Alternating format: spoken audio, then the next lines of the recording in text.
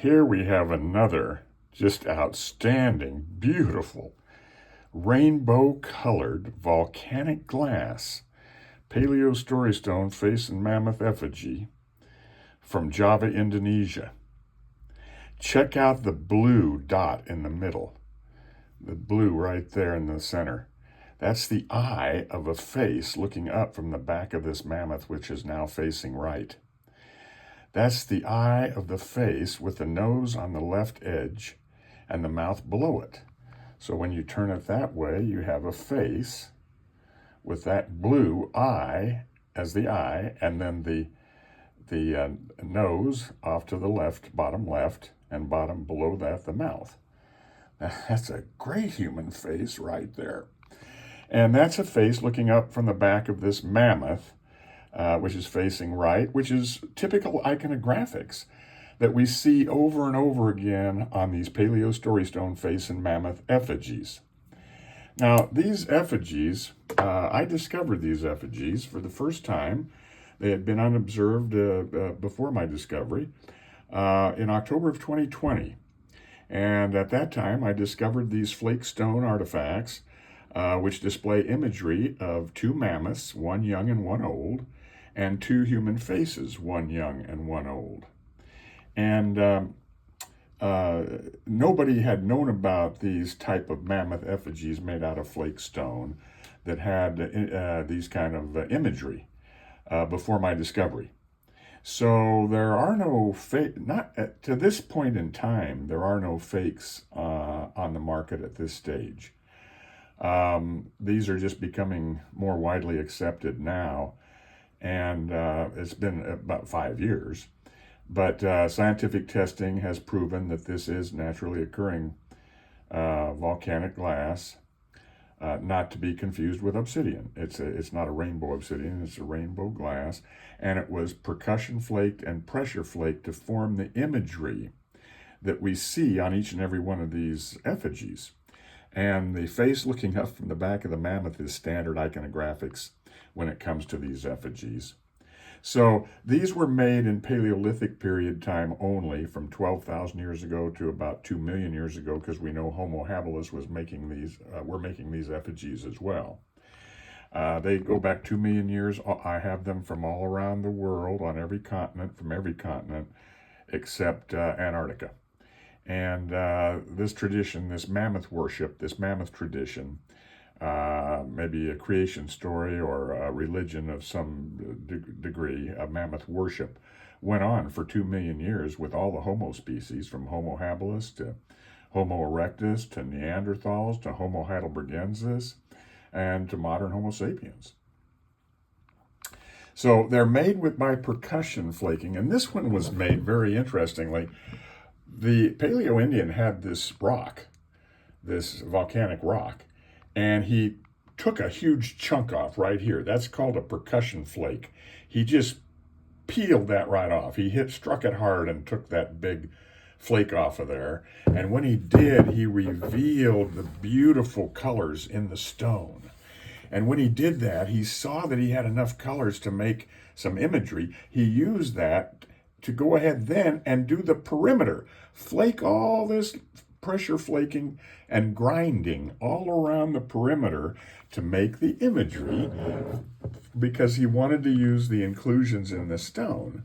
Now, we also have another more evil type eye and an older eye right here looking off from the back of the mammoth. So that's the old face with this pink here, its eye, kind of an evilish looking face. That eye, nose, and mouth, the old face. And then the young face is the eye, the nose, and the mouth with a big hairdo up above. And again, these were all percussion flaked and ground. You can see the surfaces there are ground on the ridges of the flaking scars all around the piece. And this is common Paleolithic grinding. This is what grinding looks like. If for those of you who collect authentic Clovis points, you will notice and have observed the grinding on the base of the Clovis points. And so you'll know what paleo grinding looks like. And this is what paleo grinding looks like right here. That's all been ground. And the ridges here have all been ground all around this stone. So that's they've been flaked, percussion and pressure. Then they've been etched. A lot of etching here. All those lines there were actually etched into the stone. And they actually come right up over the flaking ridges there. When they're ground like that, they come right up over the flaking edges there. Here's some more of the hair of the mammoth on the side of the stone there. This is beautifully etched and engraved and flaked. Just tremendous. Now when we turn it this way, now we have the baby mammoth looking off. Oh, let's take a look here. Here we have the baby mammoth now facing off to the right with its little trunk right here. Look at the colors in that baby mammoth. Here's the eye of the baby mammoth right there. Looking off to the right. Massive hair tuft. So now we have the baby mammoth looking off to the right. And we have the mature mammoth looking off to the left with a big sweeping trunk. And same thing that we've seen over here. And then the baby mammoth now looking off to the left with its little trunk here. And its eye right here. That eye is another face looking up from the back with the nose and mouth of another face looking up from the back of that mammoth right there. Wow, look at the colors. Just amazing workmanship, amazing flaking, etching, grooving, pressure flaking, percussion flaking to a sharp ridge right there, like it was made as a Paleolithic cleaver or scraper. That's the way they would have made it had it been a utilitarian tool. But this wasn't used. This was made on purpose to be this beautiful Paleolithic volcanic glass story stone. Look at that face looking up from the back of the mammoth there now with the nose over here and the mouth and the eye. Wow. Now the more evil older face here with this, the eye and the nose and the mouth. Whoa, what a, wow. This is the second piece in a series of 4. This is the second effigy in a series of 4 that I'll be presenting, that are these effigies made out of this beautiful rainbow volcanic glass from Java, Indonesia. These were dug in an alluvial field, a Paleolithic offering field. There were probably a dozen or more of these dug, but I was able to acquire 4 of the ones that really had great imagery, great color, and that were well executed from the standpoint of flaking, etching, and grinding.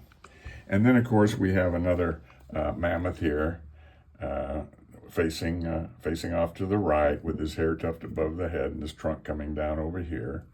And again, we have all kinds of grooving in there for the hair of the mammoth. And then we have another mammoth here facing off to the left now with his trunk over here and his hair tuft above his head. There we go, right there. Wow. So I just wanted to share a second one here in a series of, there's another great mammoth image now, charging type mammoth, charging off to the right with its eye right here. Wow, that's another great image right there. These people, the Paleo Indians that created these were very, very clever in using inclusions in the stone to make typically the eyes of the mammoths and the faces. Sometimes the mouths as well. And then they carved the perimeter to achieve the profiles of the mammoths and the image and the faces to finish off the effigy. These were all offerings to the mammoth god, undoubtedly. But just wanted to share the second one in a series of 4 of these beautiful rainbow-colored volcanic glass Paleo story stone face and mammoth effigies from Java, Indonesia.